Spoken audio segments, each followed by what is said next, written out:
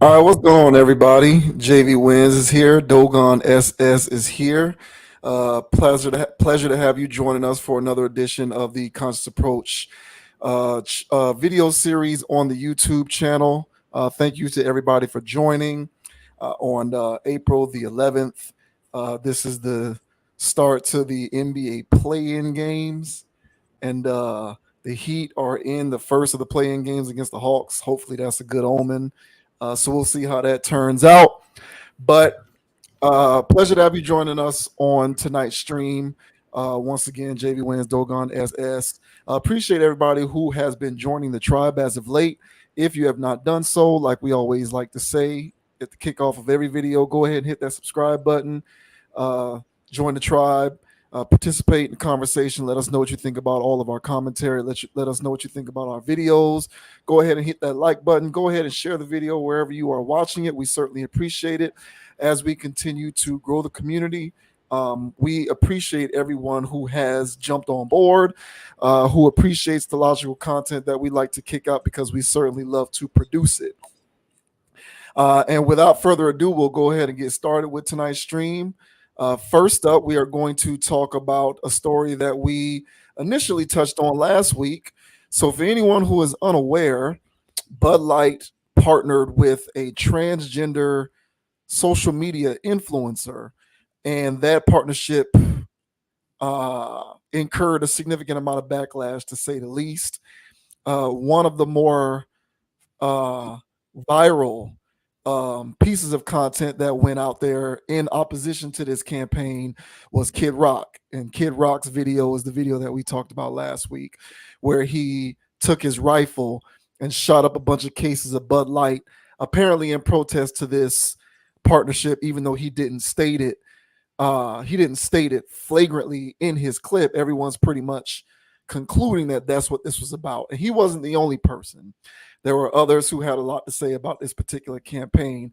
Well, Bud Light apparently was not prepared for the backlash that they incurred as a result of this, even though they did double down and defend the partnership in the first place. So I don't think they're going to backtrack and, cancel it, but they are speaking publicly on the reaction. And the individual who is speaking publicly about it, who is the most prominent, at least at the moment, is Bud Light's vice president of marketing. So we'll go ahead and check this out real quick so that we can see what she had to say before we give our opinions on her comments. But this is an article that we are sharing here that delves into what she had to say. And it says Bud Light's marketing VP says she was inspired to update, quote, fratty, out of touch branding with inclusivity. And so it says Bud Light's vice president of marketing discussed in a recent interview how she was inspired to update the fratty and out of touch humor of the beer company with inclusivity. Alyssa Heinerscheid, I hope I'm saying that right, Heinerscheid, did an interview with the podcast Make Yourself at Home on March 30th, where she discussed her work in transforming the Bud Light brand. Quote, I'm a businesswoman. I had a really clear job to do when I took over Bud Light, and it was this brand is in decline. It's been in decline for a really long time. And if we do not attract young drinkers to come and drink this brand, there will be no future for Bud Light, Heinerscheid said. Heinerscheid's comments have gone viral days later after Bud Light and its parent company Anheuser-Busch received backlash for partnering with transgender activist Dylan Mulvaney. The beer maker ignited a firestorm earlier this month when it celebrated Mulvaney's 365 days of girlhood by sending Mulvaney custom-made cans featuring the influencer's face. Mulvaney said the cans were her, quote, most prized possession on Instagram, with a post featuring hashtag Bud Light partner. A video then featured Mulvaney in a bathtub drinking a Bud Light beer as part of the campaign. And obviously, as we like to do, all relevant links will be in the description of this video. I am going to go ahead and play an excerpt from that podcast appearance from Bud Light's VP. of Marketing, Alyssa Heinerschneid, so that we can hear those remarks, and then we'll go ahead and talk about what she had to say.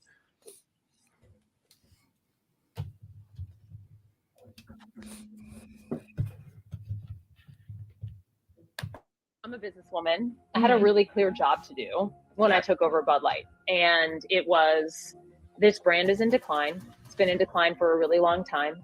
And if we do not attract young drinkers to come and drink this brand, there will be no future for Bud Light. So I had this super clear mandate. It's like, we need to evolve and elevate this incredibly iconic brand. And what I brought to that was a belief in, okay, what does evolve and elevate mean? It means inclusivity. It means shifting the tone. It means having a campaign that's truly inclusive and feels lighter and brighter and different and appeals to women and to men. And representation is at sort of the heart of evolution. You've got to see people who reflect you in the work. And we had this hangover. I mean, Bud Light had been kind of a brand of bratty, kind of out of touch humor. And it was really important that we had another approach.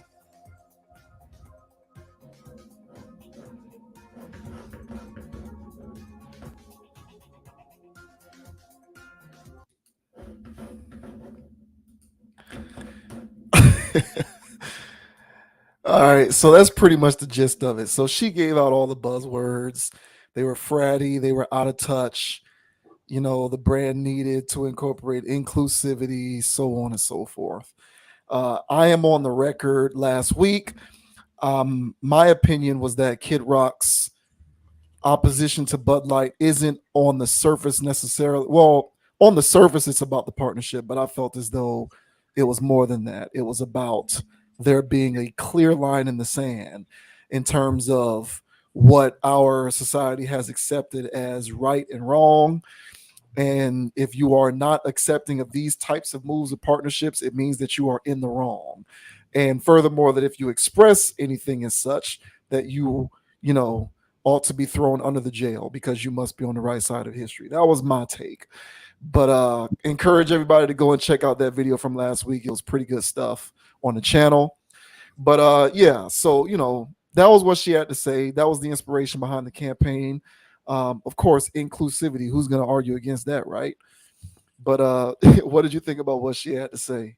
You nailed it with the buzzwords there. She just laid them all out. If there was like you remember in elementary school where there was like words for the week and y'all had to learn them and spell them, know the definitions. This was the new age laundry list of buzzwords that everybody talks about, inclusiveness and all this other crap.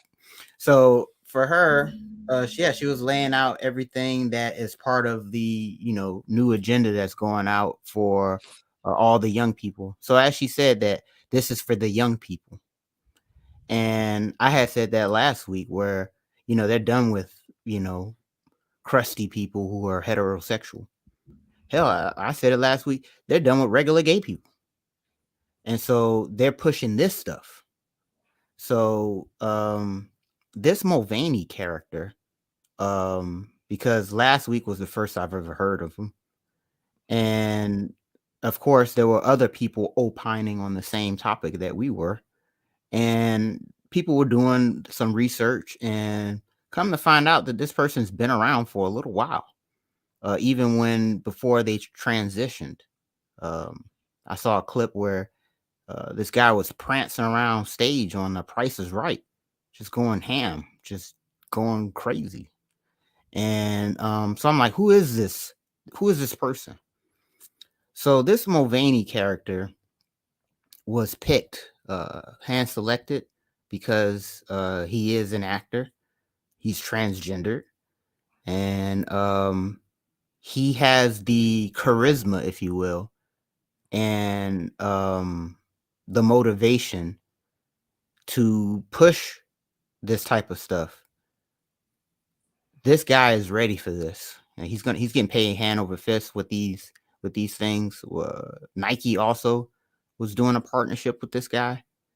Mhm. So This guy is hand selected to be a spokesperson for transgenderism. Now, when they said this person was a transgender activist, I'm like, what is that? What do you act? What are you being an activist for? You know, rights. You're human. Everybody's got rights right now. Nobody's denying transgenders of human rights. I'll go in Walmart and I'll see a transgender cashier. I saw a transgender person walk into a woman's bathroom before. So I'm really confused of what they're actually fighting for. So this transgender activism stuff is quite confusing. And to me, it's they throw the word activist on somebody that you can't criticize. And this person here is like I said, is this person, how can I put this? They're a franchise player. And they sign this person to a franchise type of deal to basically promote this type of agenda. I'm not a fan of it. I think it's trash. And this CEO woman, as you mentioned, and I said earlier, with all these buzzwords, trying to evolve a company does not mean inclusion. That's a lazy way of evolving your company. So that's not necessarily actually, um, helping the brand, as we can all see. So, I have more things to say here, but of course, I'm not a fan of this, and of course, I think this is. Um, I don't really think that they. I don't care. I don't think they care about making money with these things. I think the agenda trumps making money. But what do you say, sir? Yeah, I agree. I think corporate America is um they are 100% convinced at this point. I think it's quite obvious that being on the right side of history is more important than making money. Remember when ESPN a couple years ago, it became so clear, and this was when the Kaepernick stuff was going on. Hmm. ESPN on every show, on every radio show, it seemed like every time you turn on ESPN, they were talking about social justice. They weren't talking about sports anymore. It was all social justice, to the point where people stopped watching ESPN. And they were trying to figure out, well, why are people not liking this? Like, we're righteous. We're talking about the right stuff. So why is it that people don't like this? And what they wanted to do was create a world in which people could accept that sports is going to come with social justice stuff. They wanted to force people into a new reality in which sports and social justice commentary went hand in hand. And what ESPN quickly realized is you're not going to be able to force that world onto society. The people have spoken, and the people have decided that they want sports to just be sports. And they want you to leave the social political talk to CNN and Fox News and MSNBC. Now, you can get into it from time to time as long as it's applicable, because if it happens to be a story that deals with an athlete or a team or a franchise or something like this, and it's affecting the world of sports specifically, then people will let that go. But to just have segment after segment where you're talking about societal issues and you throw a little sports wrench in there so that you can make it seem as though you're being on brand in terms of using sports, people aren't going to go for that. They're going to tune you out. And when they tune you out, you lose ratings, you lose sponsorships, you lose money. And ESPN realized this is counterintuitive to making money.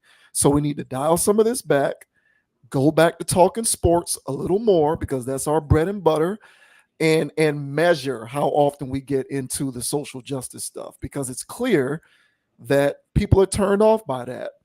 So all y'all people on ESPN who can't handle that because you want to talk about racism and sexism every time you get in front of a camera, Jamel Hill, Totally. if you can't deal with that, you might have to find somewhere else to work. And some of those people did find somewhere else to work.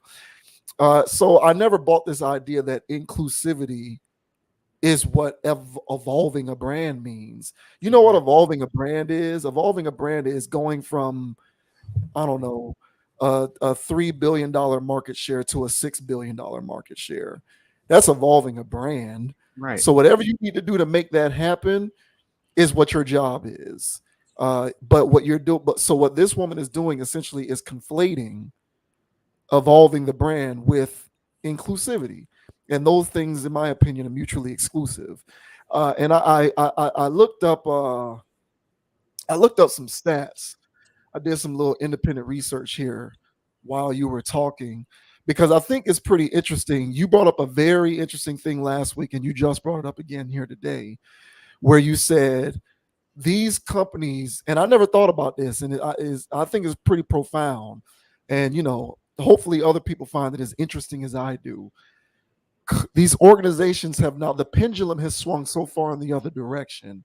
These organizations are moving past normal forms of inclusivity, and they're just swinging for the fences. So they're like, it's like you said, they're done with black people, they're done with women, they're done with gay people, they're just going straight into the trans stuff. And I found that I think that that's very interesting, and I think that it's true. So I just did some research here, and I'm just looking up some stuff here. And according to like the latest census numbers from the United States Census, black people comprise 13.6% of the American population, right? Mhm. And then I found another number that says, this is a Gallup poll. It's estimated that 7.1% of Americans identify as LGBTQ. So that's just 7.1% of Americans that identify beneath that whole umbrella. So obviously, the number of people who identify as trans is going to be a minute percentage within that 7.1%. So the amount of people that you're trying to appeal to through these campaigns, Exactly. based on the numbers, isn't enough to support the idea that that constitutes evolving the brand. Right. The numbers don't back that up. Right. So if the numbers don't back that up, I, at that point, have no choice but to reasonably conclude in my own mind that you're doing this on purpose for a reason. Because who is asking for this? Right. You're talking about 7.1% of the population, and if you want to go trans specifically, it's even less than that. Like the number doesn't even register enough for it to be reported. It's just within the 7.1% of LGBTQ. So what's really going on? And why is it that you have to go here in order to evolve Bud Light to appeal to young people? Furthermore, why is it that if you're appealing to young people, it means you're going trans? Like, what does that even mean? So, like, are young people more inclined to be trans than not?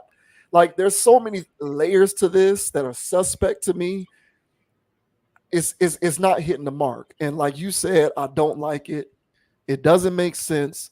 If you really want it to be inclusive, especially because we're in post George Floyd America, go with the black people. Bud Light up until this point, historically, I would say, hasn't really appealed to the black audience all that much. They appeal to the Brett Favre Wrangler jeans wearing middle America crowd. Right. So if you want to go inclusive, how about you go to a percentage of a minority population in this country that is big enough percentage wise in order for it to make sense that you would leap to this idea that you need to evolve your brand by becoming inclusive. You got the black people at 13.6%. That's a decent enough percentage. And you got, let's see here, you got Hispanic or Latino, which is at 18.9%, right? So Hispanic people, Latino people, 18.9%, they're the biggest minority population in this country, surpassed black people probably 10 years ago. You leap them, you leap black people, hell, you even leap gay people, like you said, and you went straight to the trans people. So there's a part of this to me that smells fishy. And then when you throw in other things that she talked about, like we need to get younger drinkers, why does that equate with trans? I don't get what trans has to do with that. So a lot of it seems purposeful. It seems like it's some sort of weirdo. I don't know what focus groups they conducted to conclude that this is the direction that they need to go, but it doesn't make sense. And that's why I think that there was backlash. Hey, look, man, You want to be on the right side of history, and you want to be like, this is what people need to be on. You think everybody needs to be on that trans stuff. Look, you can think that stuff if you want to. The numbers are going to tell you that that's not the majority of the population. It isn't even it's at the most 7.1%. So unless you're projecting that more and more of our population is going to go trans, which, hey, at this point with all of this crazy stuff going on, I can't put it past it. You're essentially doing this in order to sort of meet some end game here. And, we can speculate all day what that end game is. I'm just saying that the math in terms of that strategy doesn't add up. And yeah, I'm not a big fan of it. And I don't think that a lot of what she said made a ton of sense. Hey, well, good job there, sir. I agree 100% with everything you said. And even like you said, like if there's 7% people who identify, right? Somebody in the LGBT community would say that, well, not everybody's going to identify. So that number is actually higher. And those people who lie, they always got something to say. So, but let's just deal with the statistics as they are. And let's say it's 7%. And then, of course, as you mentioned, that the trans community will be lower. So if I am interested in casting an umbrella to throw a net to catch as much money as I possibly can, why would you isolate 97% of the country? That doesn't make any sense. So at this point, your agenda is trumping making money. Yes. And then so she now, as I was looking at all of this stuff, a lot of people had stuff to say about Bud Light in general, saying that it's a crappy beer in the first place. And as this lady even mentioned, their numbers have been declining for a while. So instead of doubling down on the Wrangler jeans people, the people who watch NFL games, instead of trying to enhance your recipe, you decide to target a niche community who's on the rise, by the way. So when she's targeting young people and she's targeting the future buyers for the next 20 to 30 years. So there's kids who are watching this who are not of age to drink yet, but they are being influenced by this and they will be eventually buying beers later. I think what they're doing here is that they're hedging their bet because they already lost with heterosexual people. They already lost with whatever's going on now because their numbers have been declining. But there's something going on in media that's promoting this kind of lifestyle. If I were to project and invest in the future, there's going to be more people of this community in the future. It ain't going to be 7% no more. Yeah. So they're investing in the future. Young consumers. So they're done with us old heads. Because us old heads weren't buying it anyway. So they're investing in the future. So part of all of this stuff is to continue to promote this kind of lifestyle, period. And by also promoting this lifestyle, now they're going to start advertising to them. So then you'll see pride parades where it's sponsored by Bud Light. And so they're going to have Bud Light stations, and guys in thongs just shooting water cannons.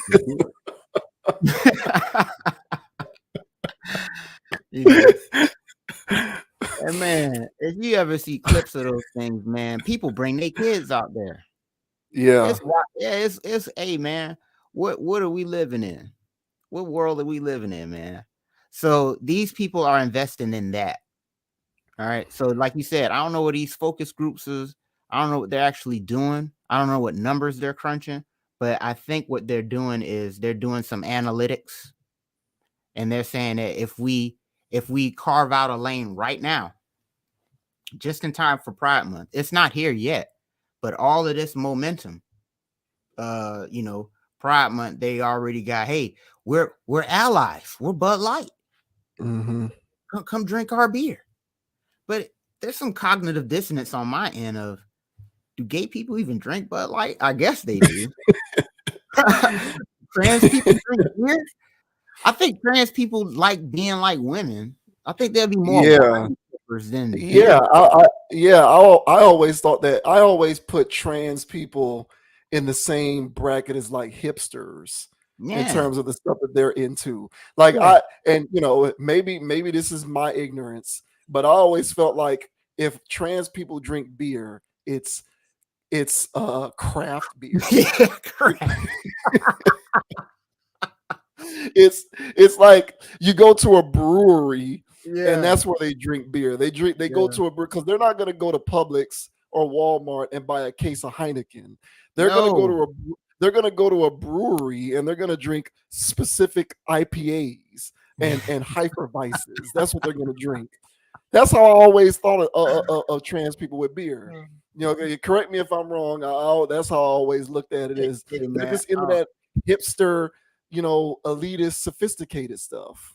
Yeah, but I think what they're trying to do is, and again, the marketing of this is that this is a drink of trans people. And I think that's what they're trying to push. Because the more you look at this image, the more you associate transgenderism with Bud Light. And so I think just like how De Beers and everybody else got people thinking that buying diamonds means that you love your wife. That worked through marketing. And so if they push hard enough, it'll be a trans beer. Yeah. And if the future is going where everybody is afraid it's going, they're one of the people who are laying down a cornerstone in this thing and planting their flag of, hey man, yeah, we're allies, and trans people drink our beer. And Yeah. it wasn't as much outrage with Nike and all the other sponsors that this same person got. But yeah, there's a saying out there now that I'm quite fond of. And people are saying, go woke, go broke. And if you decide to do these, quasi diet woke things, people are starting to pull their dollar. So, yeah, people are going to have to start voting with their wallets. And they're really going to have to start saying no to stuff. Yeah. So if you don't get down with it, that's 97% of the country plus. So stop buying stuff. And this stuff here, I just think it's conditioning and brainwash. Because who's on TikTok, man? Who's on TikTok?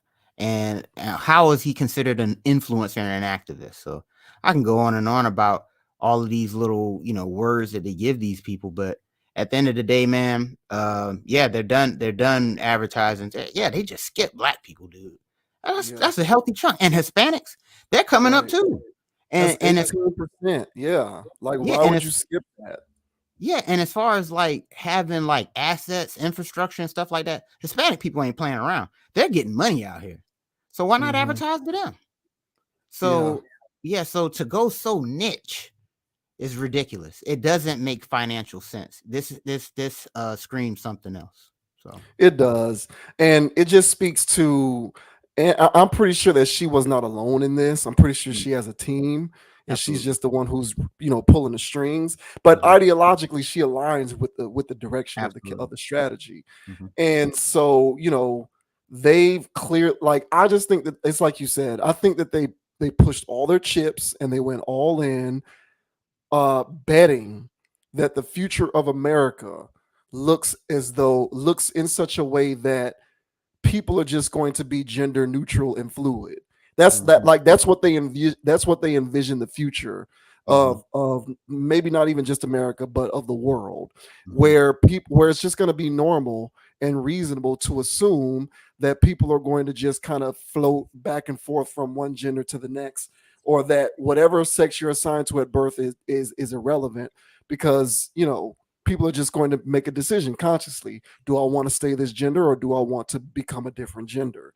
And so yeah, the population is growing, and they're basically banking on that, taking hold. But if people like Kid Rock and others who protested this have anything to say about it, there is going to be some pushback. And yeah, if you do go woke, you do go broke for sure. And I don't even, I just kind of think it's intentional, and it's less about being inclusive, and it's more about a specific type of inclusiveness. It's like selective outrage. You get mad about the stuff that you want to get mad about based on what triggers you. And so for a lot of these corporations, it isn't about inclusiveness, it's about a specific type of inclusiveness. And what kind of bell can we ring to make us look like we are so far on the right side of righteousness that we are above reproach, while simultaneously being able to accurately predict the future. And I don't want that to be the future, but they're saying this is what the future is going to be. And if they have their way, it will be. So it is what it is. But just, don't get confused with all of this inclusivity and all of the rest of these buzzwords talking about, you know, um, the brand failing over years and all of this kind of stuff. And so the math just doesn't add up. It doesn't make sense to alienate 93% to appease a 7% group. The math doesn't add up. It speaks to me that there's a specific type of thing that you're going for. And it ain't about being inclusive because you leapt over a lot of other groups that you have not historically been marketing to. So if it was about inclusiveness, you would have stopped there before hopping on the train to Transtown. You just went all the way to Transtown because there's something specific that you're looking for. Yep. And when you connect that with trying to appeal to younger drinkers, I think that gives you all of the illumination that you need in terms of what this type of thing is trying to accomplish. Well said. Well said. Agree 100. So crazy stuff, man. I'm not buying it. I'm not a fan of it. I can't do anything more than we're doing here on this channel. I never bought the stuff to begin with. Never been much of a beer drinker, period. But yeah, you're right. People don't like it. Just don't buy the stuff. Don't buy it. If you don't like something, don't monetarily support it. If they're thriving, then it tells you that there's people who are supporting it. And a lot of those people might even be saying that they don't, but in secret they do. So. I know. In the closet, Bud Light drinker. Come out the closet, you bastards. Yeah. Unbelievable. For real, yo. Crazy stuff, man. Crazy stuff. All right, so next up we gonna hit on Austin Rivers throwing some shade at Bronny James. So recently Austin Rivers was asked about how he feels about let me back up real quick. Bronny James, the son of LeBron James. Right. Now, I didn't know this before today, so this was news to me. But Bronny James has instantly become the highest paid NIL athlete in America. And Austin Rivers is saying, what the hell is the deal with this? And so essentially he's screaming Nepo baby, Nepo baby. But we'll go ahead and check this out to see why Austin Rivers is throwing shade at Bronny James for this. So this is from basketballnetwork.net. It says he's the son of LeBron James. Austin Rivers throws shade at Bronny James over his $7 million deal. Let's see. After becoming one of the top prospects in the country to enter college basketball this year, Bronny James has already started catching the attention of various brands and endorsement deals. LeBron James' eldest son has recently accumulated millions in NIL deals that Minnesota Timberwolves guard Austin Rivers didn't appreciate on his latest appearance on the Ringer NBA show. Rivers stated, quote, "We know why he," referring to Bronny James, "got that. He got that because he's the son of LeBron James. I was the number one player in the country. Bronny's not even, what is Bronny ranked? There was no fluctuation with me. I was one. I was number one in the country." Being the former number one ranked player, Rivers blatantly claimed that he could have secured an easy $60 million contract with Under Armour if players could land such lucrative deals during his youth. Rivers discredits Bronny's hard work. However, if one thinks about it, Rivers does make a valid point. Given that Bronny is the highest NIL earner in the country with an estimated earning of $7.2 million, there's no doubt that his surname plays a huge role in helping him clinch a deal of this manner. The 18-year-old has not even entered the NBA, but LeBron James's desperate desire to share the court with his elder son has helped Bronny garnish some attention. Unfortunately for Austin Rivers, attention comes with a massive paycheck for today's time. Something particularly staggering about Bronny is that the young guard has reached this luxurious status without even playing in college yet. So this link also is in the description of this video if y'all want to check that out, but you get the gist of it. Austin Rivers is essentially saying Bronny is only getting this because he's LeBron's son. So interesting stuff. I did not know that he is the highest earning NIL athlete. I didn't know that. That's news to me. And I find that also to be interesting. I honestly do. But be that as it may, yeah, there you go. Bronny James is number one, and Austin Rivers is hating on it a little bit. What do you think about Austin Rivers' hate? It sounds a little salty, man. It sounds a little salty. Was he number one in the country? Yeah. Was his high school mixtape fire? Yeah. But was he number one in the country? And when you talk, I'm gonna go pull his stuff up and see people that was in his class and who was actually ranked number one in that class. You know, some Monday morning quarterback, some hindsight 2020 stuff, and who was really the better athlete in that class? Well, I was ranked number one, so I would have been getting. Hell, I was gonna get 60 million back then from Under Armour. What kind of crazy number is that, too? 60 million? Like, you're just making stuff up, bro. Yeah, because I heard the audio to this, and whoever was interviewing him said, okay, but why'd you end up signing with Adidas if Under Armour was going to give you 60 million, like when you were coming out of high school kind of thing? And then he said that he went to Duke, and by going to Duke, it was like some, brand, conflicts or whatever. So he didn't land the Under Armour. So when he went to the league, he ended up going with Adidas, and he's still with Adidas to this day kind of thing. So I was like, okay, but his point was that I was going to get 60 million out of high school. This guy's only getting 7. He ain't on my level. And it's just like, it's like, why even go there? There's a lot of hate. There's a lot of Bronny hate out there. Is Bronny ranked high because LeBron is his dad? Yeah. Is Bronny going to go to the league even though he may not, air quote, be as talented as other people? Yeah. Why are people upset about that? Is my point. If I had millions of dollars to invest in Bronny, I would. Why? Because he's already a superstar amongst his cohort. So tapping into the last topic of investing in the future, why wouldn't this guy be one of the highest NIL kids coming out of high school right now? I would invest in him because this guy transcends basketball already. I watched the guy play. Could he, him being a McDonald's All-American, playing on USA team, is this all because he's LeBron's son? Yeah, but the kid can hoop. Let him go. Let him play. Let him grow into himself and be great. I think he's going to be a decent NBA player. Is he going to be on the level of LeBron? No, but he'll be better than Jordan's sons. And I think Bronny will be a serviceable NBA player. I really do. So more serviceable than Austin Rivers. Right. So the hate and the shade to me was unwarranted. And Austin Rivers is the son of Doc Rivers.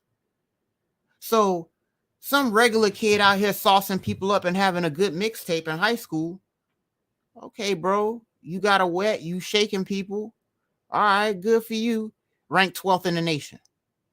Doc Rivers' son, ranked number 1 in the nation. I'm not buying it. And one more thing about rankings, and I'll let you go. And when you're dealing with these ranking uh systems, they're not based on talent. I can't stress that enough. Rankings are not based on talent. They're based on the probability of you going to the league. And they base that off metrics, height, athleticism, this, that. And they go, you know what? This guy has all the tools. He's 6'7". He can jump out the gym. We've seen this before. He's going to the league. There's a guy that can hoop better than him right now. But they're going to go, nope, this guy is NBA talent. That guy that can hoop better than him is only 6'1". This 6'7" guy that can do the same damn thing, he just needs to clean up a little skills here, is ranked higher. So people need to get over the ranking system, 5-star this, rank number 1 that, rank number 10 that, and just look at why they give these people this rating. And Bronny shot up. I think he's like number 9 in the nation or something like that. I got to look this up. But he's high up there right now. But don't get mad, people. Of course, he's not the 9th best person coming out of high school right now. Of course he's not. But he's going to the NBA. And that's what the ranking systems are based off of. So how about you, sir? How do you feel about this? Do you think Austin Rivers is hating? He's definitely salty. He's bringing up the ranking thing because he was ranked. He's just equating the ranking with the money. That he's just jealous of the money. That's why he's bringing. It has nothing to do. Like, he's not even talking about how good of a basketball player he thinks Bronny is. He's just mad because he was ranked 1. Bronny's ranked lower than that, and Bronny's making money, $7 million, and Austin Rivers wasn't making that when he was number 1. So he's bringing up that number. He's only harping on the number and the ranking thing from the standpoint of not money, not basketball. But he's 100% salty. Like, one can argue that he was overranked when he was number 1. Oh yeah, coming out of high school. Keep going. Coming out of high school, one can argue that Austin Rivers was ranked too high. But one of my things, man, I think perspective is an important thing to have in order to be, a decent, well-rounded human being. I think that it's important for everyone to maintain to have perspective, and that you remember that perspective whenever you speak publicly on certain things that can come back and bite you in the ass. So from 2015 to 2018, Austin Rivers played for the Los Angeles Clippers. Do you know who the head coach of the team was when he was playing for the Clippers? Doc, right? His dad, yeah. So if you want to sort of touch on the fact that Bronny is, benefiting from some sort of nepotistic dynamic that sees him getting NIL dollars because he's the son of LeBron, then you should fully expect people to point out the fact that you've benefited throughout your NBA career from the fact that you're the son of an NBA head coach who's considered to be a great coach. Now, there's questions as to how great Doc is because there's a little bit of tea leaves going around the sports commentary circles that Doc may be a bit overrated as a head coach. But be that as it may, he's largely considered a great coach. And don't think for a second that his presence as the head coach of the Clippers didn't have at least something to do with the fact that you ended up on the Clippers playing for them for 3 seasons.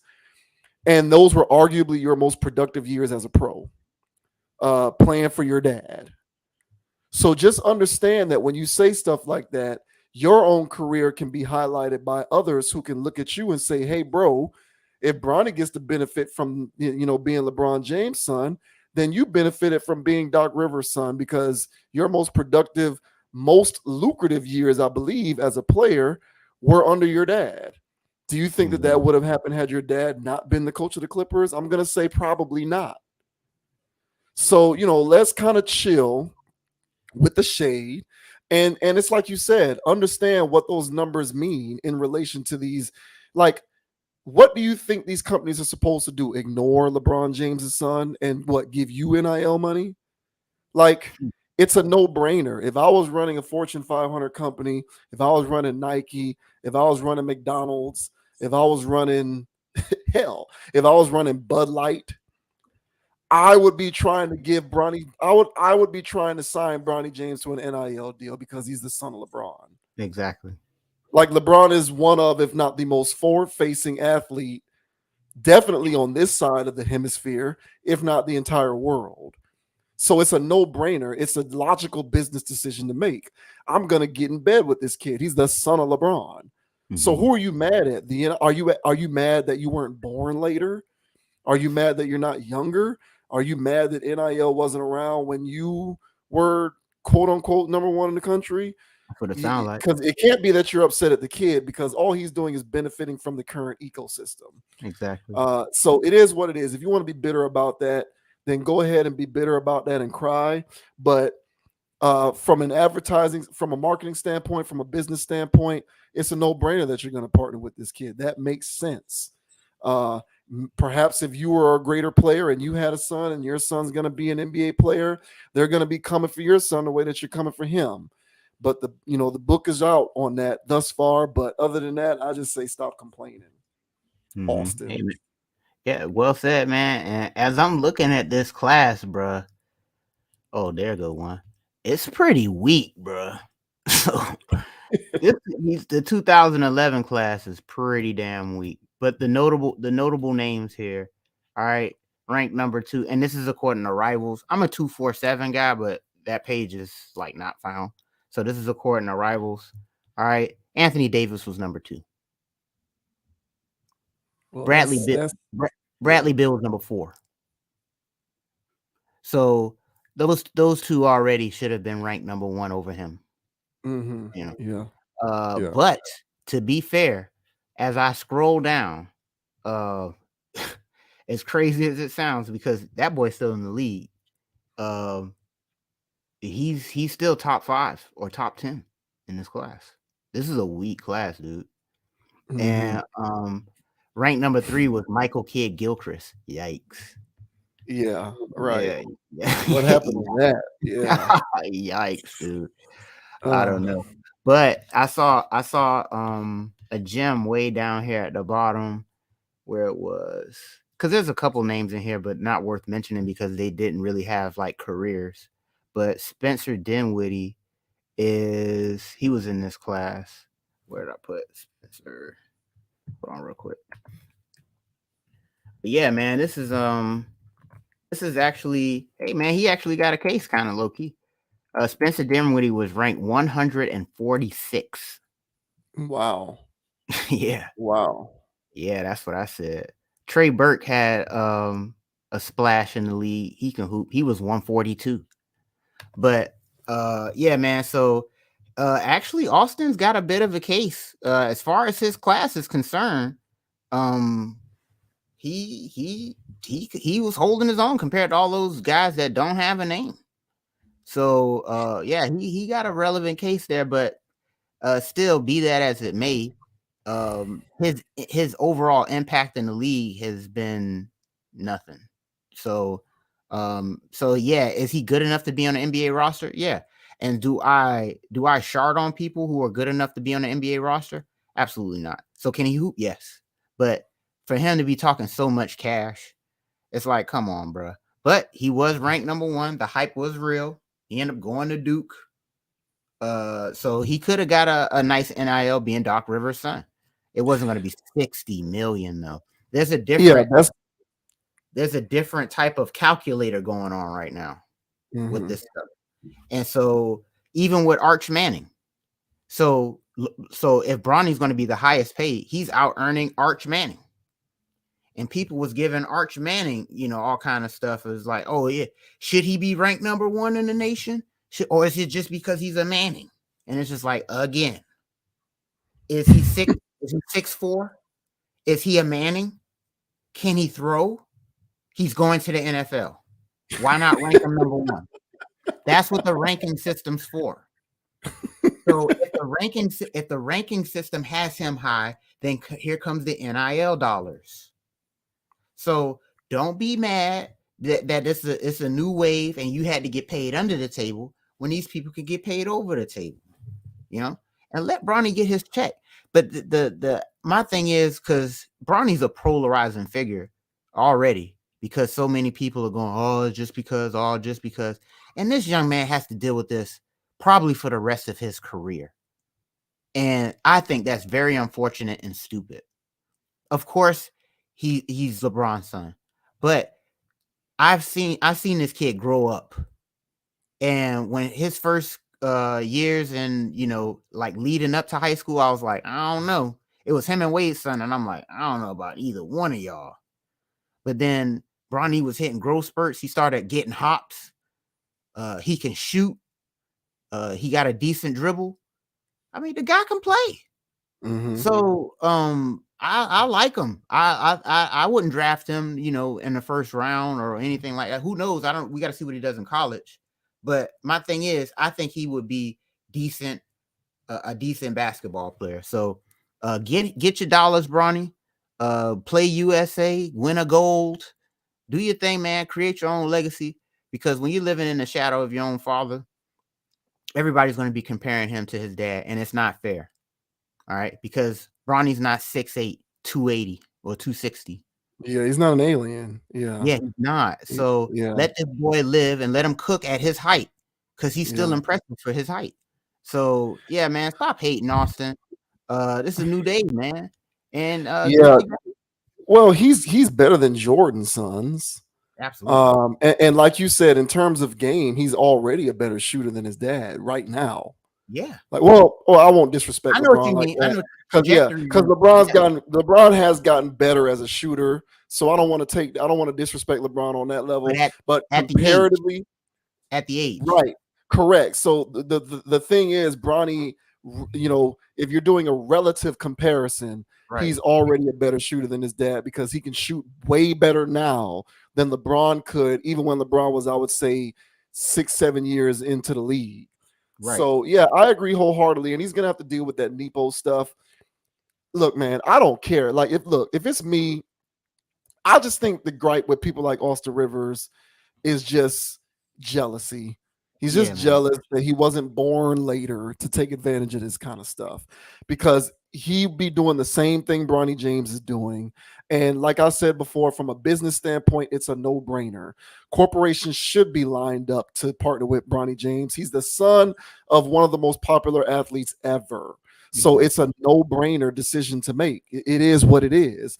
So he's not critiquing Bronny's game, or at least I don't think he is. I don't think he's that lacking in awareness to go so far as to say he's not worth what he's making because he's not good as a player enough. I hope, I'm giving him the benefit of the doubt, and I'm saying he's not saying that. I just think he's kind of, I just think that he's going that far because he's just mad because he was born before NIL became a thing. And, look, there's jealousy on my part. I wish that when I was growing up that there was stuff like this going on. But it is what it is. That's just what happens. Things change and develop and evolve over time. But I think, Bronny should, I don't think Bronny cares. I don't think LeBron cares either. It is what it is. This is the price of doing business, and they got a good thing cooking over there. And just, continue to benefit. My only thing with Austin Rivers is, bro, you were the beneficiary of a parental relationship as a professional, because your most productive years as a pro had a lot to do with the fact that your dad was the coach of the team that you played for. So just keep that in mind whenever you want to call somebody else out for being the son of somebody in the NBA. It kind of makes you look a little hypocritical. You know what I'm saying? It's like, bro, yeah, it is. It is. And the thing is, it's like you said, like at best, look, Austin Rivers to me has always kind of struck me as he's guy on the court that, like when you go out to the court, this guy has the ball. It's going to be dribble, dribble, dribble, shoot. He has handles and he can shoot and he'll get past you because he'll just wear you out by dribbling the ball 80 times. He'll give you 5 million up fakes. And before you know it, he's gonna get you because he's doing a zillion moves while he has the ball. He's like a not as talented Kyrie Irving. And that's what Austin Rivers is to me. But since he's not as good as Kyrie, he's a role player who can do that kind of stuff. So Right. he's been a perennial role player throughout his career. So, bro, as a role player, understand that you benefited from your dad being a coach and get off this kid's back. It's not like you're some superstar who missed out on all of this money because you were that deal way back then. No, you've been a role player since you've been a pro your whole career. You've been a role player. It is what it is. So just, get over it and let the kid live. I'm with you on that one. And Yeah. and I hope Bronny makes double what I hope before Bronny steps foot in the NBA, he's making $21 million via NIL deals. Shoot Yeah, for the man. moon, because you know what I Yeah. say. The more rich and wealthy black people we got out here, the better off the world is. So I hope he triples his worth in NIL money. And yeah, it'll be off the back of LeBron. So what? I wish I had a famous dad that I can take advantage of to become a millionaire. So it is Exactly. what it is. Stop bitching. Exactly. And last thing, man. But yeah, man, Austin, I've never had an issue with Austin Rivers. I was like, all right, I think it's always, if your dad ever played in any sport. So if your dad played in the NFL and you make it to the NFL, but you're not as good as your dad was, but you're still good enough to be in the NFL, that's still commendable, man, because people don't make it to the NFL. And the same thing with the NBA. And it's not like Austin Rivers was like in the league for 3 years and was done. He's still serviceable enough to keep making rosters. So that's Yeah. commendable enough too. So for him I think it's just for him, it's just when he was in high school, that was the height of his career. Yeah. That Or was or when he maybe was, Duke, or maybe the year he was at Duke. One or the yeah, other. Yeah. But yeah. but that was the Yeah. height, but that was he was the hottest. Yeah. But then when he got to the league, he got exposed. And it was like, yeah, okay, bro, you're not that nice. And it's just like, and honestly, bro, really, we're gonna rank this guy over Anthony Davis. Like That's silly. Now that's silly. now That that's that is silly. being a Yes. benefactor of Doc Rivers. Right. But see, So there's vindication for that because Anthony Davis did end up going number one overall in the draft. So there was some correction that took place. But right. I would agree initially to have him ranked that high seems silly. It does seem silly. Right, but he can always say that, hey, I was ranked number one in the country, and he gonna beat his chest to the rest of his days that he was ranked number one. But honestly, Yeah. like I said, looking at the rest of that class, which is pretty weak, dude, he's at least top 5, top 10 in that class. So he could still flex and say that he was one of the best people in the nation at that time. So so he got that. But let Bronny live. I think Bronny's gonna be a good pro, a solid pro. And if you ever watched his interview, he just did an interview recently. And if you watch the guy get interviewed, man, he's a good kid. So stop throwing salt, man. Let this kid get his guap, man. Can't believe Yeah. that. Yeah. Oh, I'm trying to find the roster for Duke that year. And all I'm pulling up is Hold Austin on. Rivers. Hold on. But I got it. let's see. This would be interesting, actually. Yeah. All right. So yeah, we So got Austin Rivers. I found it. So Austin okay. Rivers is on there.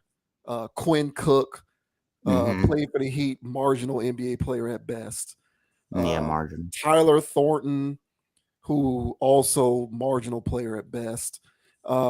Mason Plumlee, still in the league now, but also very role player ish. He's a role guy. He's nothing. No, That's not Mason. Mason, the other Plumlee's in the. No, Mason's in the league still. both of them are, but Mason is the one who plays for Portland. Okay. Who's getting the minutes. I believe. Yeah, I that's could be wrong. Maybe no, it's no. the other. Mason. No, Mason's the good one. Miles was the trash one. Right. That's what I thought. So yeah, Okay. but both of them were on that team, Mason and Miles.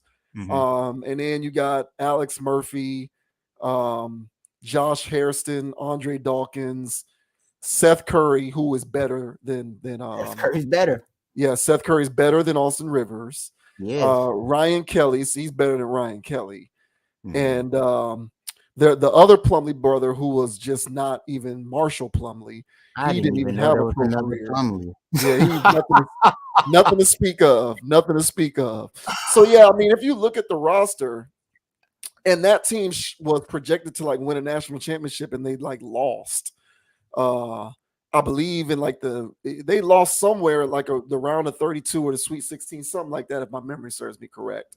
But the thing is just like, I agree with you, bro. Like, yeah, I don't think that he takes his career for granted. I just think that he's just kind of salty because he came up in a time where guys couldn't take advantage of this kind of these types of lucrative opportunities, and it's just coming off as sour grapes, especially when you take into account the fact that he's benefited from nepotism as a pro. He just has. But, So it is what it is. But here's the thing: even if these, let's say, in some parallel universe, these guys are coming out in the same year. Austin Rivers has that same mixtape type of year, and Austin Rivers is ranked number one. Who's ranked number one this year? We don't know. I don't know. Exactly. It's Bronny's year. So Bronny's still going to out earn you 60 million Under Armour. If Under Armour is going to give you 60, in your hypothetical, Nike's going to give Bronny 70.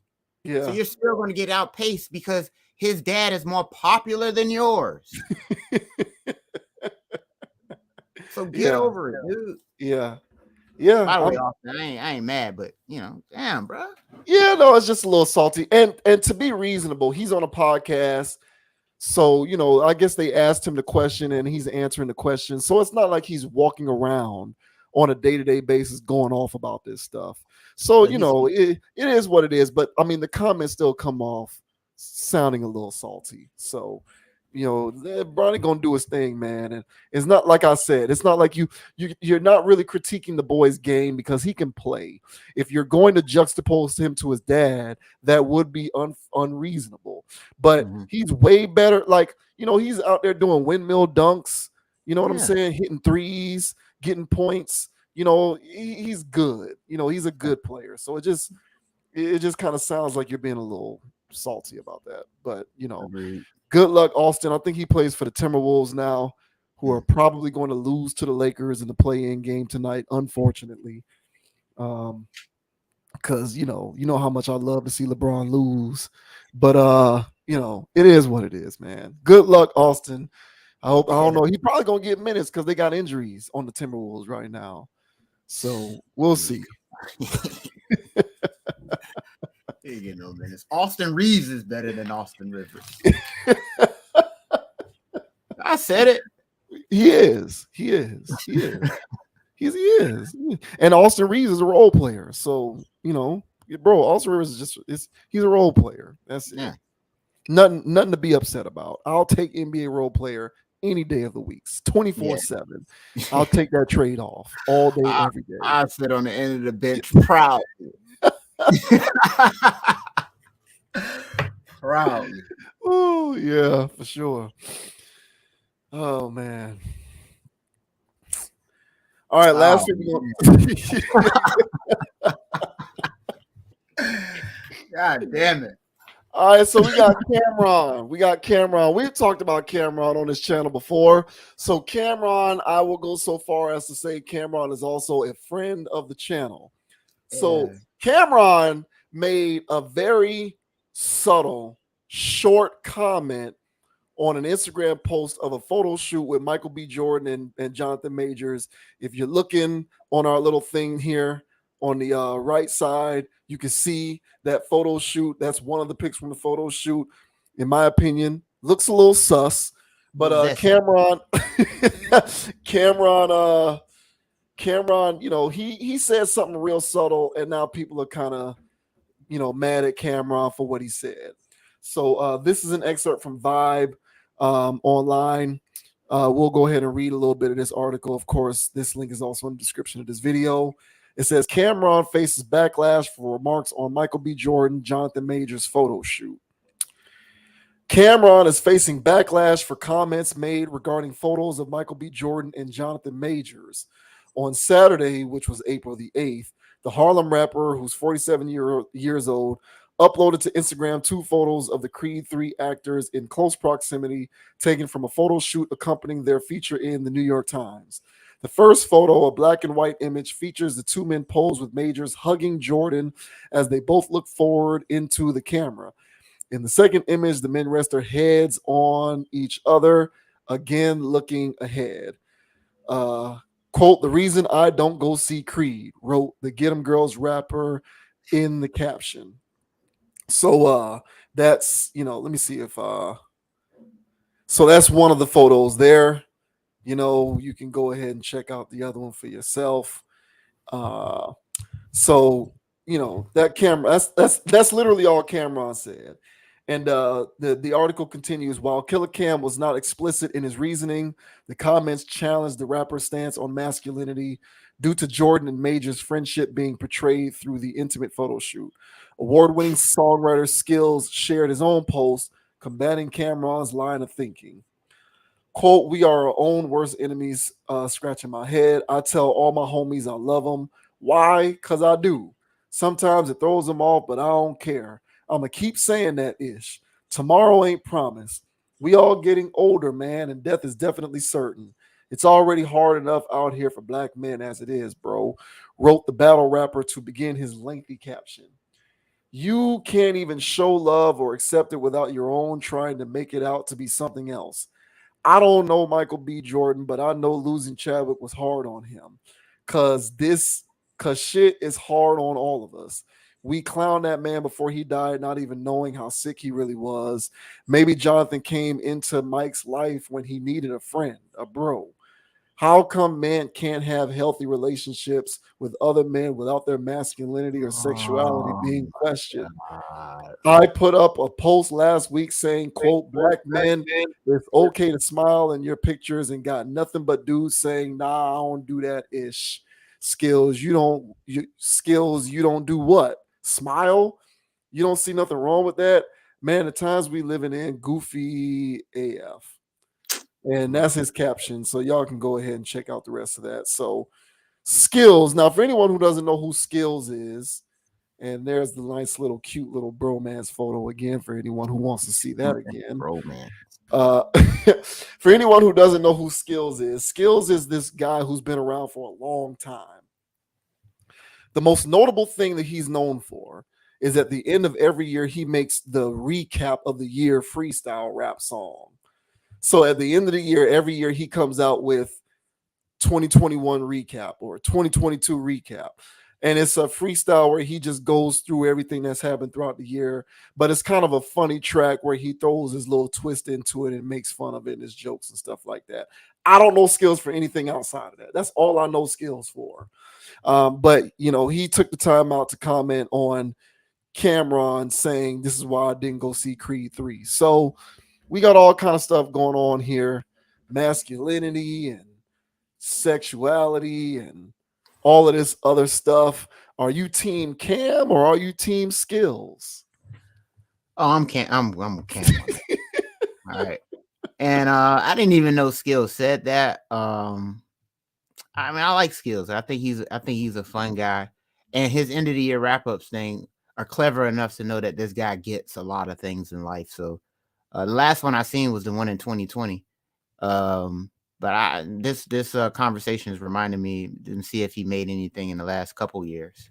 But I'm with Cam on this. I saw this photo.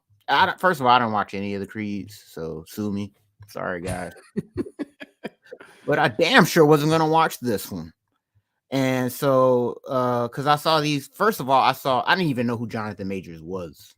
So the first Jonathan Major photos I saw was when he did that zesty photo shoot where it's supposed to be emulating some anime character, whatever, dude.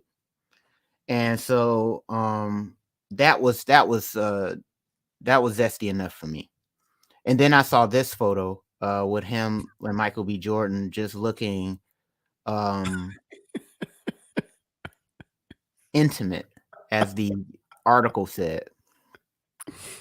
My dad this morning, he was reading some article, My dad reads the paper, Yahoo, like this is Cameron guy. And then then he sees the photo. He go, "Whoa, hey, when did they do this?" You're like, what is that? And I said, "Bruh, I don't know what." I said, "I seen that photo too." And he's like, "Well, I don't know about this. Why you hugging him from behind like that?" And I'm like, "Bruh, I don't know." Look, in other cultures, men embrace each other. Men embrace each other in a way that in America we would say that that's gay. Culturally, we're in America, and there is a certain way that we conduct ourselves culturally. It's not that you can't do something like this and be straight, but culturally it doesn't add up when everything that we're used to looking at, if you do have love with your dog, there's a certain way of posing with him to say, hey, these guys are friends, they're together, and they doing their thing. This says to me that we're more than friends. And the thing that Skills is talking about, where Chadwick Boseman and stuff like that, and we didn't know how sick he was. No, we didn't. I knew that those two were friends and they were close, but how close were they? Because if you were that close to another man and then that guy passes away, RIP, I ain't making fun, but then you just come over here and hop dicks, and as Cameron say, pause. But this is a pause photo. And how am I supposed to feel about this? So when I first saw it, I thought it was extremely what's the word? I don't want to get canceled. It just looked funny. But what about you, man? I mean, yeah, two black men can embrace each other, man, but you ain't gotta embrace them from behind, and you damn sure ain't gotta rest your hand right on his chest. So how about you, sir? How do you feel about this? Yeah, it's the composition of the photo. Yeah. Like when you initially sent me this, I was ready to be not with Cam. I was ready to be like, cuz Cameron is a rapper, right? Mm. So the before I saw the photo, I was prepared to be anti Cam on this, because I was prepared to get on my soapbox about how I think some of the behaviors and norms that we conform to, Mm. that matriculate from hip hop culture, are damaging for the black community at times. And so I do think that there are certain elements within hip hop culture that black society as a whole have adopted, such as hypermasculinity. These are things that have come from the music and from the culture around the music that I think have done more harm than good. So I thought that that was the place that Cam was speaking at it from, just straight hyper masculine hip hop mumbo jumbo. And so from that standpoint, I was ready to be like, Cam needs to relax, because we need to kind of move away from a lot of these hip hop tropes. Then I saw the photo. And once I saw the photo, I said, yeah, I'm kind of with Cam. I kind of agree with him, because it's like, why does the posing have to be in that way? See, and here's the thing, and I talk about this often. What we're trying to do is deconstruct gender roles and masculinity and femininity. We're trying to deconstruct them down to their bare bones, Yeah. so that we can just redefine what that means for ourselves. Mm-hmm. And this is a part of that. So, and I'm not trying to tell people what they should and shouldn't think.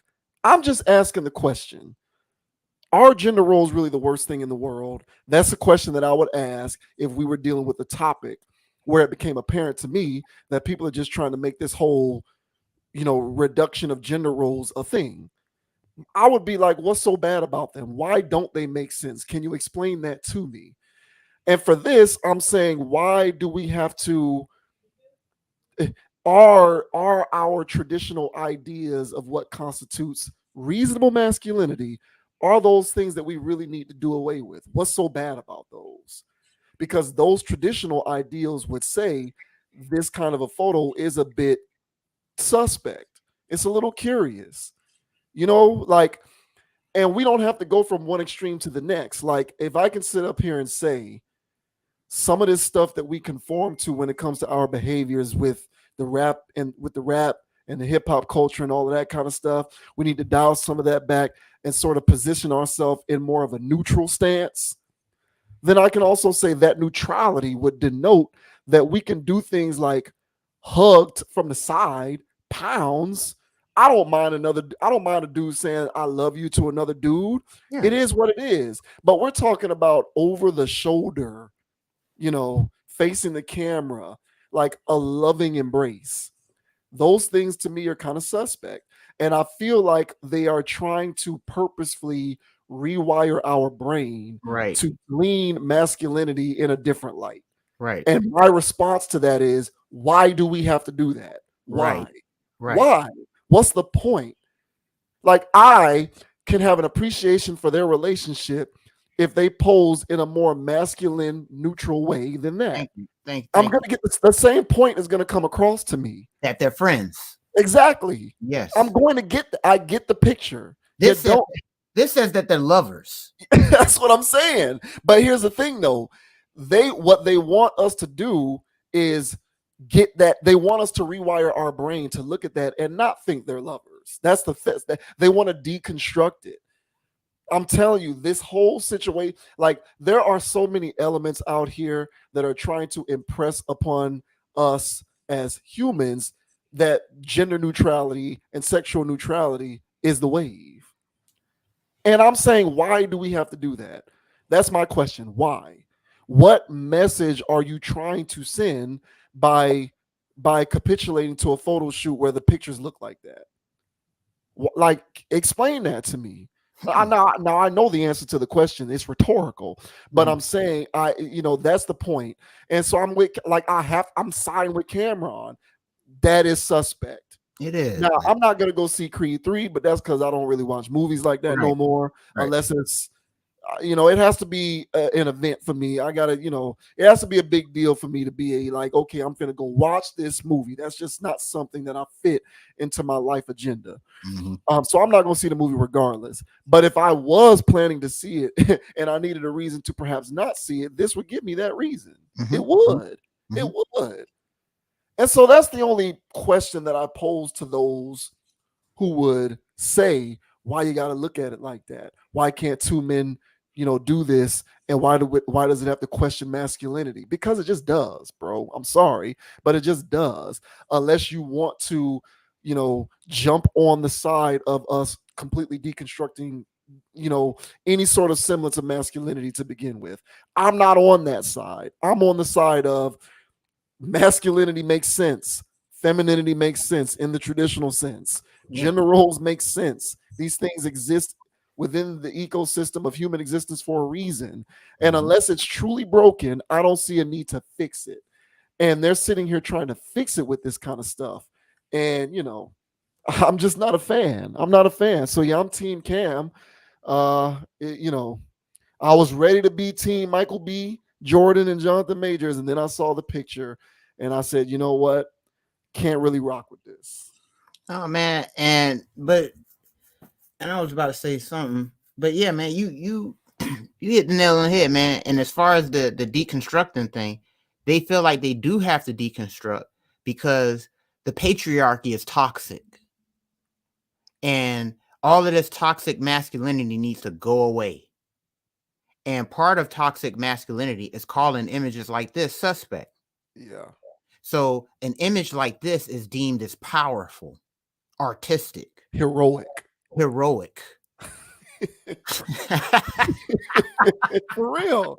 real. Heroic, because they're brave. Two heterosexual males embracing themselves like this, allegedly. I know, shattering norms. They are brave for doing this, and they're sparking a necessary conversation here in America. Yeah, that's what they want me to believe. Hey, everybody that's about to say that I'm overreacting, I'm already where you're at. So every argument you have, I already charted that. So when I'm charting your argument and I make mine, I'm already acknowledging yours. I already know where y'all gonna come from and tell me that I'm tripping. I already know that. So here's what I'm about to say to that. So y'all trying to deconstruct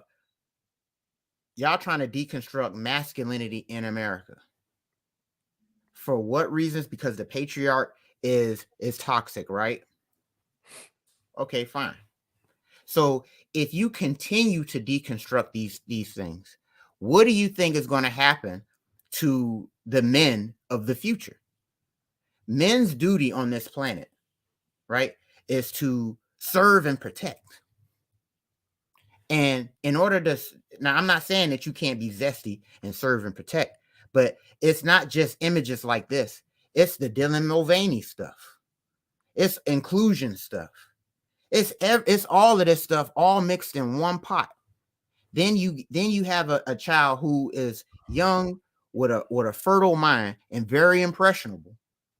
Now they're going to grow up with these Bud Light commercials, these types of images, and then they're just going to grow. They're going to grow up being people who don't defend, who just want to just live socially and be able to do whatever they want to do socially. All of this stuff that we're witnessing right now is so people can just do whatever the hell they want. Yes, social anarchy. Absolutely. Yeah. And you bring that up every week. Yeah. And with social anarchy, it's basically social decay.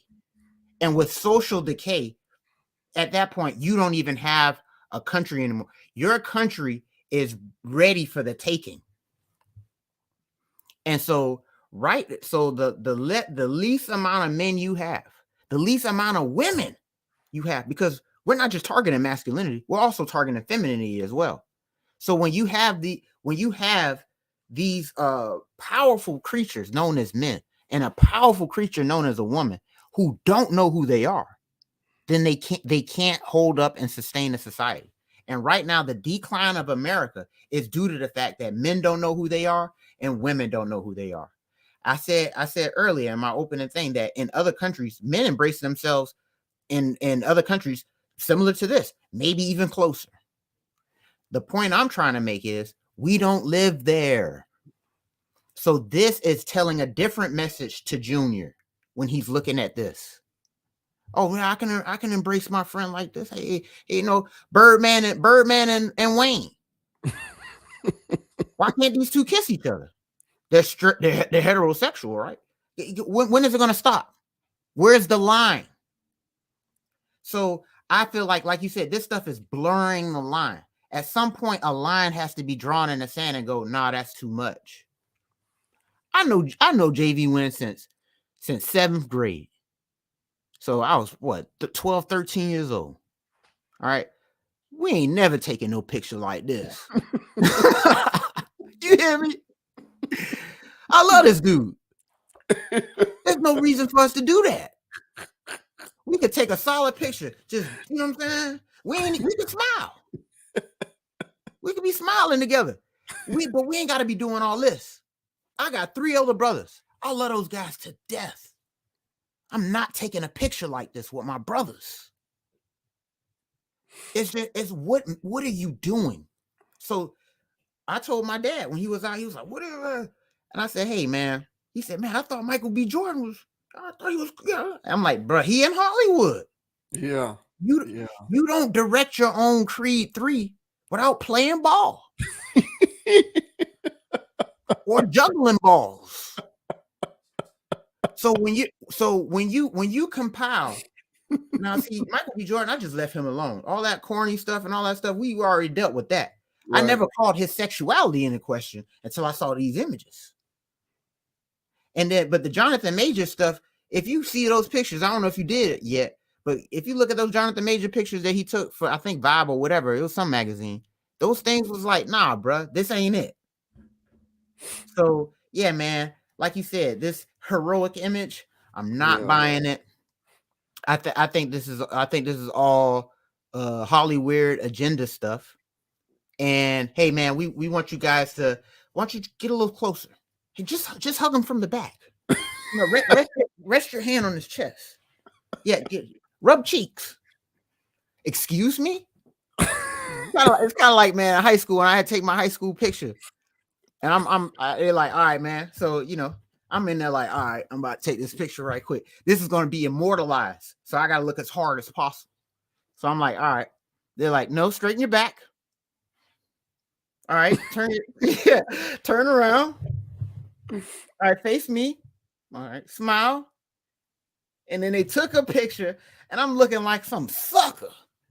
So these people in this image, I'm pretty sure it was like, all right, get close, do all that, and they're Hollywood checks is gonna be rolling in. But one thing about Majors, and I'll leave this here, Majors is getting canceled for his little faux pas with his woman. Mm-hmm. So even if you play ball, you still can't, you can still get canceled. Yeah. So, hey man, these people do whatever it takes to get to the top. And when you get up there, you're still skating on thin ice. So, yeah, man, wild stuff, dude. It is wild. And yeah, people, I truly do believe that people just want social anarchy. That's what they desire, is for everyone to just do and say whatever they want and not be held accountable for it. So, as long as you don't judge me, I won't judge you. And we can all live in this judgment-free zone where I'm going to, willfully choose whatever sex I want, whatever gender I want. And I'm going to, blur the lines between masculinity and femininity until there is no line, because that's their goal, is to just completely deconstruct it. They want all semblance of traditionalism to be eradicated because, as you said, they view it as problematic. And the greatest problem, like the biggest issue with this kind of stuff, and I hearken it back to the Harvey Weinstein, Kevin Spacey stuff. Oh, yeah. Like I knew that this weirdo stuff was headed in direction when that stuff was going on. When Me Too started happening, I knew that this was headed in a weirdo direction, because people are not like, there was a great line in it's not like it's a class. Well, it's a classic movie to me, but it's not classic in terms of winning all of these awards and stuff. But the first Men in Black movie, with Tommy Lee Jones. Yeah, I believe that it's a classic. You know what I'm saying? Yeah, that's just me. Yeah. So there's a part in the first Men in Black movie where Tommy Lee Jones, he plays Agent K. He's trying to recruit Will Smith, Agent J, to be on the Men in Black. And Will Smith is thinking about it, and he's trying to make his decision. And they're sitting on a bench in New York City, and Will Smith asks him, he's like, why all the secrecy? People, why do you hide this stuff? The existence of aliens and all of that kind of stuff. Like, what's with all of the secrecy? People are smart. They can handle it. And Tommy Lee Jones, his response is, the person is smart, but people are dumb, stupid, and panicky. They cannot handle it. Yeah. When this Me Too stuff was going on, I knew that it was going to be taken too far, because the person is reasonable and can understand that what Harvey Weinstein and Kevin Spacey did is just creepy behavior, but you don't have to necessarily tether that to their masculinity. But what happened was the movement swept all of this stuff up, and suddenly it became an issue of trying to eradicate masculinity, because masculinity in and of itself is inherently toxic. Oh, and how can we see that masculinity is inherently toxic? Look at Harvey Weinstein. Look at Kevin Spacey. Look at all of the rest of these men who are out here being sexual harassers and abusers. And it's like, no, those people are just mentally ill. They're creeps. Their masculinity has nothing to do with that. I'm a masculine man. I'm not about to go out here and violate a woman. Right. But masculinity got conflated with creepy behavior. Yes. When all of that stuff was taking place. And so now it's been taken to an extreme. And what we're trying to do is deconstruct masculinity altogether. We just want to get rid of it. And we do that by putting popular Hollywood people front and center on social media and in magazines and on TV and in streaming shows, doing, gender neutral things like this, because we want to create a world where people are because we want to create a world where people say, it's like the whole left wing versus right wing thing. We want to create a world in which people say, if you want to be right, you got to be liberal. We want to create a world in which people say, in order to be, this is the way that you're supposed to live as a human. Be gender neutral. Don't acknowledge the existence of being masculine or feminine, because that's the wrong way to do it. And that's a part of this thing that we're trying to do, where we want to create this social anarchy. Rules and structure exist for a reason. Can some of these things be taken too far? Yes, but life is like that. Everything can be taken too far if not measured, and if not regulated, and if not safeguarded by responsible people. And I would still argue that the majority of the people out here are responsible. But if you left it up to the whims of the irresponsible social anarchists, you're going to get this. And like you said, then at that point, your society is ripe for the taking. Yes. You're ripe for conquering at that point. Yes. So, and this, it's a more grandiose conversation, obviously, but these are themes that I think are inherent in these messages. Right. And so I gotta be like, I'm Team Cam here. I gotta be, because that's suspect. There's nothing wrong with adhering to masculine roles and feminine roles, within reason. This to me is an example of something being taken too far. But that's just what they want. They want to see this whole thing stripped down and being brought to its bare bones. They want to achieve the height of decadence. But you know what happens whenever you reach the height of decadence? Something happens, whether it's a volcano or an earthquake, a tidal wave, whatever you want, lightning strikes, a meteor or asteroid. Pick your poison in terms of cataclysmic event. Whenever a society reaches the height of decadence, there's always an event that takes place that eradicates it so that you can start it anew again. So, I'm not trying to get biblical on people out there, but it is what it is, man. Just everybody out there who's reasonable, and y'all out here raising your kids, do not let these corporations or entertainers or Hollywood bully you into believing that you're in the wrong because you're raising your son to be a masculine man and you're raising your daughter to be a feminine woman. Keep doing that shit.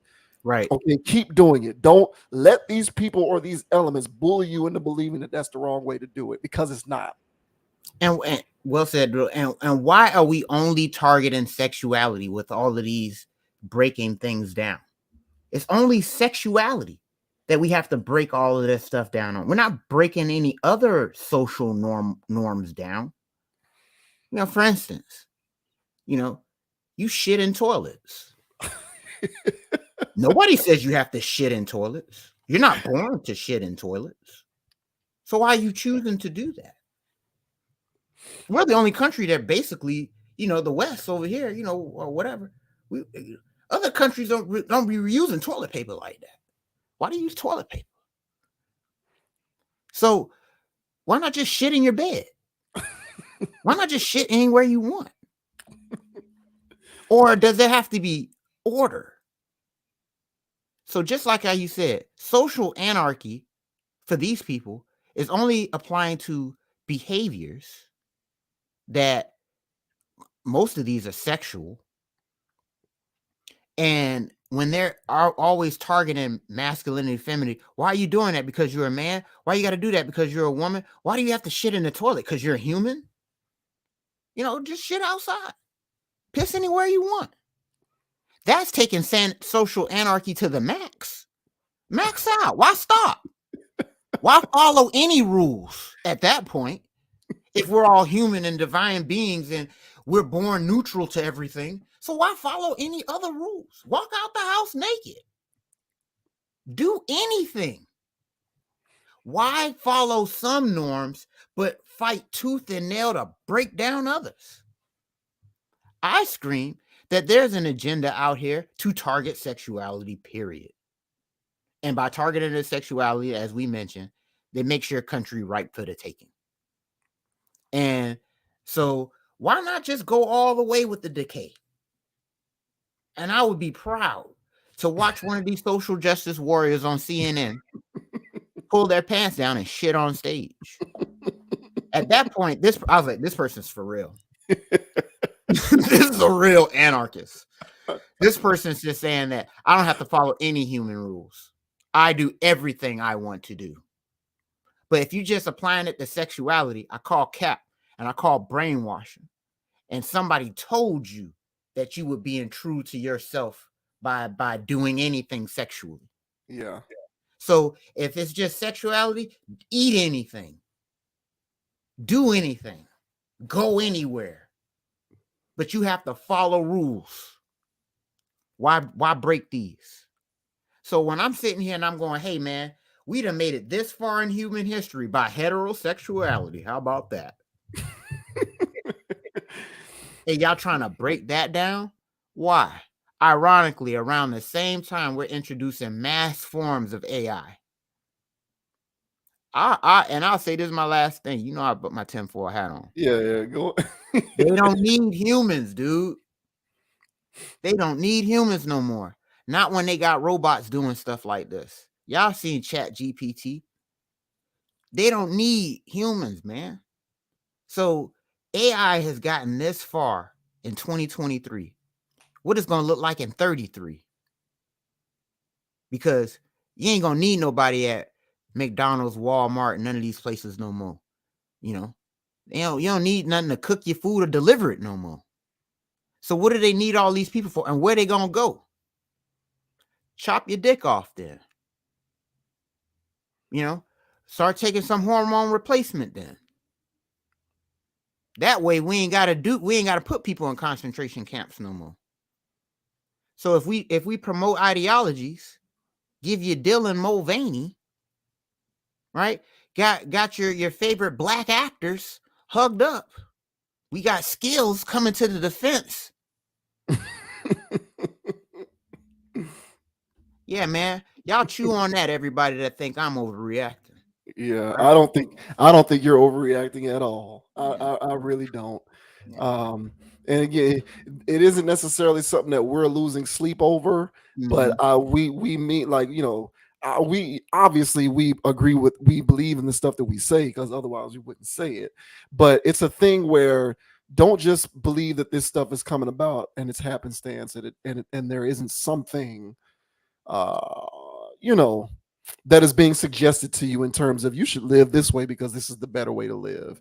And you know, they what the world likes more than anything is a society of people who do not think for themselves.